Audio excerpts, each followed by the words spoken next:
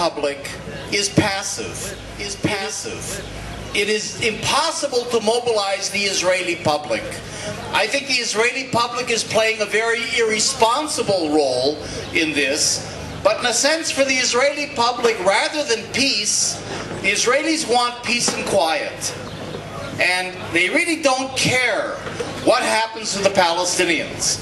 So as long as the Israeli army, with its walls, can bring a kind of a false quiet to the area, then that's fine for the Israelis.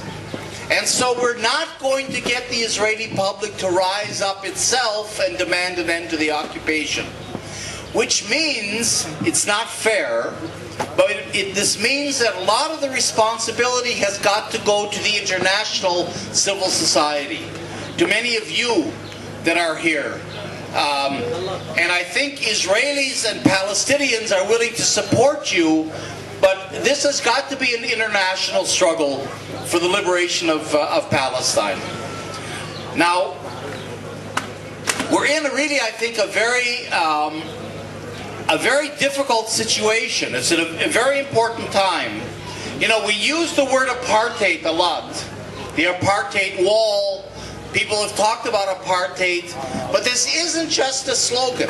Apartheid is in the process of being constructed, of being imposed upon us. These days, Tzipi Livni, who's our foreign minister, is collaborating with Condoleezza Rice to construct and to impose upon Palestine a new apartheid situation. This is very clear. I mean, there's a lot of smoke screens, the Saudi initiative, 2 weekly meetings with Abu Mazen and so on, but it's clear that this is the plan that is going to be implemented.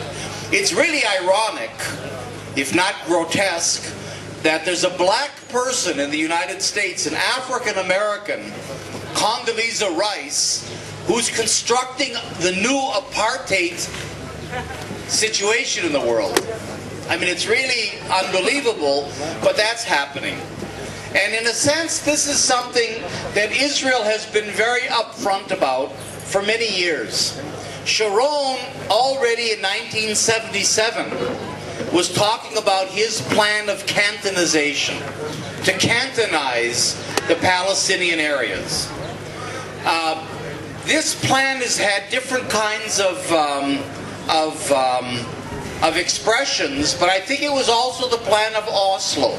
There's no hint that in the Oslo peace process, Israel ever really intended that a Palestinian state would emerge. Last May, Olmert, the Israeli Prime Minister, presented what he called his convergence plan before a joint session of the American Congress. It's very telling that when an Israeli Prime Minister presents his plans, he doesn't do it in front of the Israeli Parliament, but he goes to Washington and presents it in Congress. In Olmert's 25-minute speech, he presented this idea of convergence. It was called convergence. And the idea is really apartheid. The idea of the convergence plan was the line of the wall. We have said for years, and this has been something that we've said consistently, the wall is not a security device. The wall is not built for security, but the wall is a political border. That's been clear, and Israel denied it for years. But finally, Tzipi Livni herself has said, yes, it's true. The wall is a political border. And this is the basis of the convergence plan. And that is that the wall, with its crazy, tortuous route, will be declared the border of Israel. And Israel will have 2 eastern borders. It's going to be the only country in the world with 2 eastern borders. You say, well, how does a country get 2 eastern borders? Well, the wall will be one of the eastern borders. It's what we call our demographic border. The wall is intended to be the separation, and that's what apartheid means. apart, separation, the separation between Jews and Palestinians will be by the wall. And this is the concept that the Israeli public has bought, separation. If you remember, Ehud Barak was elected prime minister in 1999 on the slogan, us here, them there. The fact that they're here and we're there somehow doesn't interfere with things, but the idea is that the wall will be a demographic border.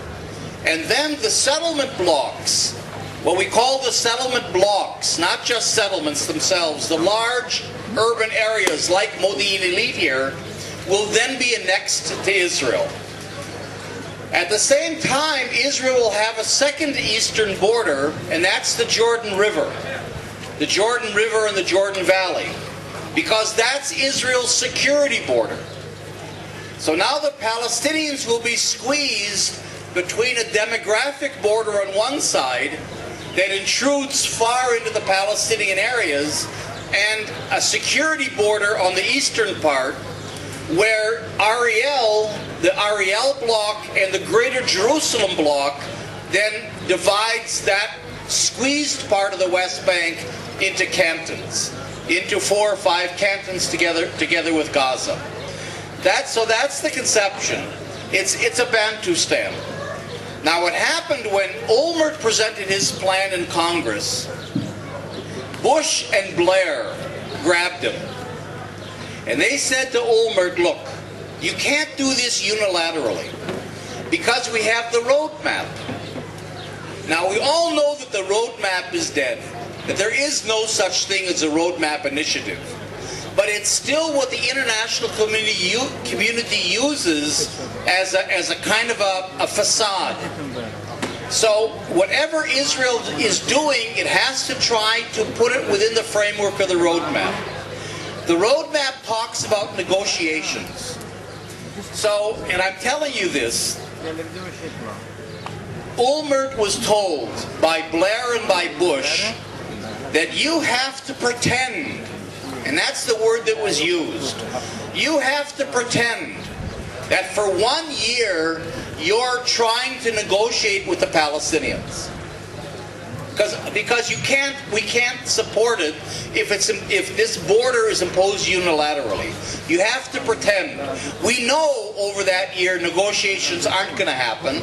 We know Israel has nothing to offer the Palestinians, but you've got to make that kind of a gesture. Well, the year is almost up. Now, Condoleezza Rice has been coming to this country every month for the last 4 months, and she's already announced she'll be coming every month for the next few months. What she's cooking up is the convergence plan that now has no name, and that's where it gets very dangerous. The idea being that the wall will be declared Israel's provisional border, because you can't do it unilaterally, but you can't talk to so to give the idea that you can talk to Palestinians, the idea is to set the wall as a provisional border, and we all know in the Middle East that provisional becomes permanent. So that means that I believe in the next few months, if not the next few weeks even, we are actually going to have a new apartheid regime imposed on Palestine, where in this plan Israel will expand to about 82% of the country. The Palestinians will get between 15, 16, 17% of the country, and that truncated into these little islands of a Bantustan. So we are talking literally about apartheid. And people are starting to use the term, and we have to use the apartheid word. This is the word. John Dugard has used it, the UN Rapporteur on Human Rights in Palestine, Jimmy Carter has used the term. It's becoming used more and more, and it's precise. What do we mean by apartheid?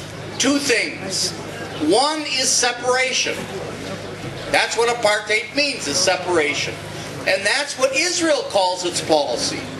We call our policy hafradah, separation. the official name of the wall here is the separation barrier. So the concept is there, separating populations. But the other element of apartheid is domination. It's not just separation, but it's when one population permanently and institutionally dominates another population. And that is exactly the system that Israel, with the help of the United States and the complicity of Europe, is creating. This is all being done in a finessed kind of a way, very low key. Maybe that's the way women decision makers work. You know, rather than the bombastic Sharon, Olmert, Bush stuff, you know, Condoleezza Rice and Tzipi Livni are working very quietly. No press conferences, no big names, no big statements, just putting the whole thing into place. And it makes it very hard for us to fight it, because there isn't something there, a plan that's been declared that we can fight. So what I wanted to urge us is, I think we should launch internationally an anti-apartheid campaign. We've been working with some Palestinian organizations to try to draft a call from the Palestinian civil society. A call would emerge from the Palestinian organizations, Israeli organizations would sign on to the call, and then we would spread it out around the world. And I think urgently we have to begin an explicit anti-apartheid campaign.